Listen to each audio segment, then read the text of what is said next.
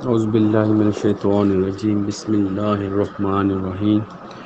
وقال الملأ من قوم فرعون اتذر موسیٰ وقومہ لیفسدوا فی الارض ویذرک وآلہتک قال سنقتل ابناءہم ونستحیی نساءہم وإنا فوقہم قاہرون۔ اور قوم فرعون کے سرداروں نے کہا، کیا تو موسیٰ اور اس کی قوم کو یوں ہی چھوڑ دے گا کہ وہ زمین میں فساد پھیلائیں اور تجھے اور تیرے معبودوں کو چھوڑ دیں؟ فرعون نے کہا، ان قریب ہم ان کے بیٹوں کو قتل کریں گے اور ان کی عورتوں کو زندہ رکھیں گے، اور ہم اس پر یقیناً قابو رکھنے والے ہیں۔ آج ہم سورۃ الاعراف کی آیت نمبر 127 کی تلاوت کی، اس کا ترجمہ آپ نے سنا۔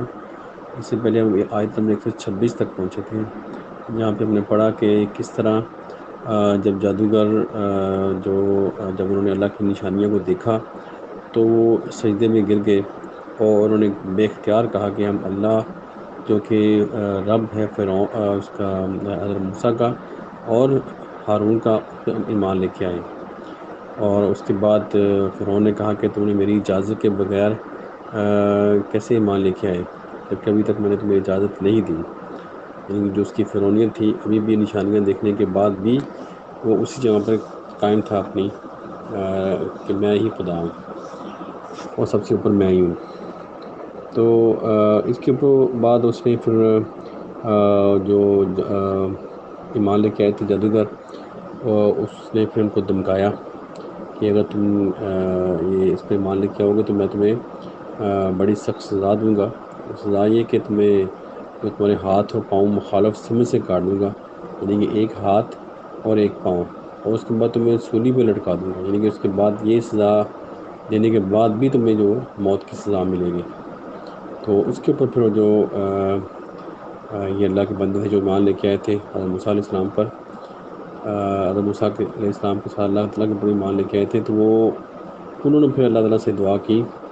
کہ اے ہمارے رب، ہم پر صبر انڈیل دے اور ہمیں اس حالت میں وفات دینا کہ فرما بردار ہوں۔ یعنی کہ اتنا ان کا ایمان مضبوط تھا کہ وہ اللہ تعالیٰ سے صبر کی دعا کر رہے ہیں۔ صبر جو ہے وہ ایک ہائیسٹ جو مقام ہے جو کہ ایک مومن کو حاصل ہوتا ہے، کہ جو اللہ تعالیٰ کے احکامات پہ عمل کرنے کے بعد جو چیلنج آتے ہیں اس کے اوپر صبر کرنا اور اپنے آپ کو مضبوطی سے قائم رکھنا، یہ صبر کا مقام ہے۔ اور اس کو مضبوطی سے جو بھی مشکلات ہوتی ہیں اس کا مقابلہ کرنا، اس کو ہم صبر بولتے ہیں۔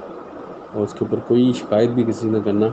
یہ سب خوبصورت صبر کہتے ہیں، اس کو ہم صبر الجمیل کہتے ہیں۔ تو یہ صبر کی انہوں نے دعا کی، وہ بھی اس طرح کہ اے اللہ ہمارے اوپر صبر کو انڈیل دے، یعنی کہ صبر کے چشمے ہمارے اوپر انڈیل دے کہ ہم کوئی کمپلین نہ کریں اور ہم اس کے ظلم کو آسانی سے برداشت کر سکیں۔ تو یہ جو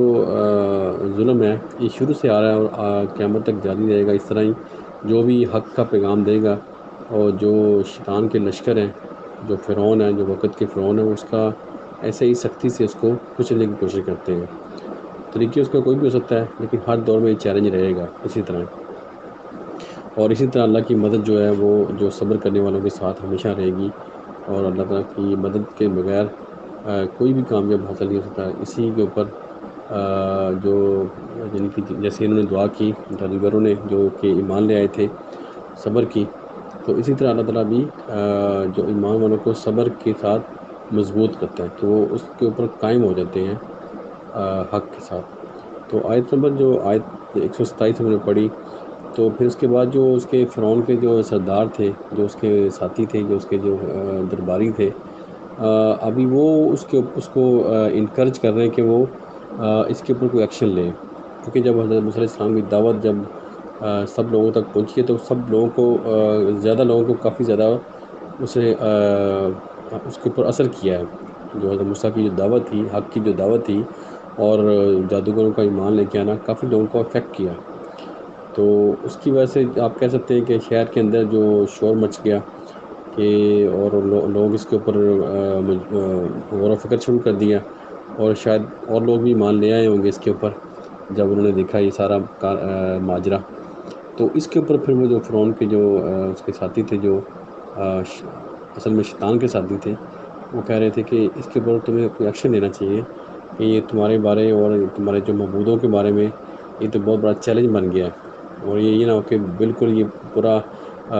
جو پوری گیم ہی پلٹ جائے اور تمہاری جو بادشاہت ہے اور یہ جو تم خدا بنے ہوئے ہو یہ شاید ختم ہو جائے۔ تو اس کے اوپر پھر وہ جو فرعون ہے اس نے پھر جو کہا کہ میں ان قریب جو میں ان کی جو بیٹوں کو قتل کروں گا، ان کی جو عورتوں کو زندہ رکھوں گا۔ ایک تو یہ فزیکل تھا، یہ دوسرا ایک تو جب حضرت موسیٰ علیہ السلام پیدا ہوئے تب وہ ایسا ہی کام کر رہا تھا، اب دوسرا جب وہ ان کو نبوت ملی ہے اس کے بعد اس نے یہی دھمکی دی ان کو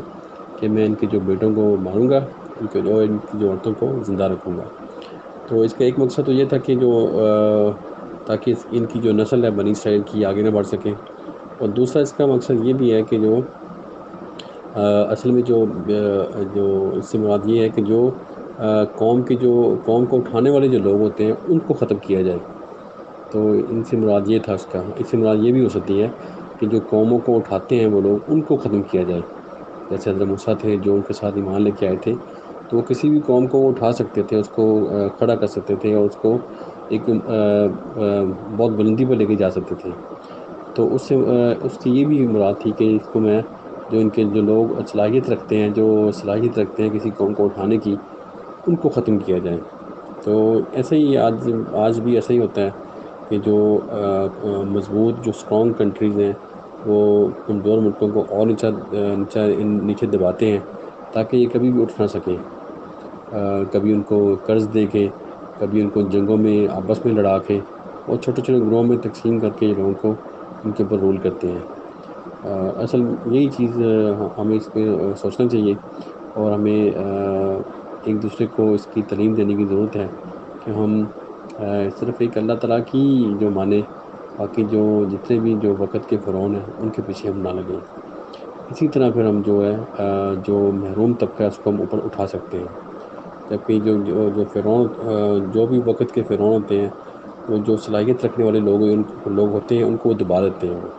ان کی آواز کو باہر نہیں نکلنے دیتے۔ لیکن آج کل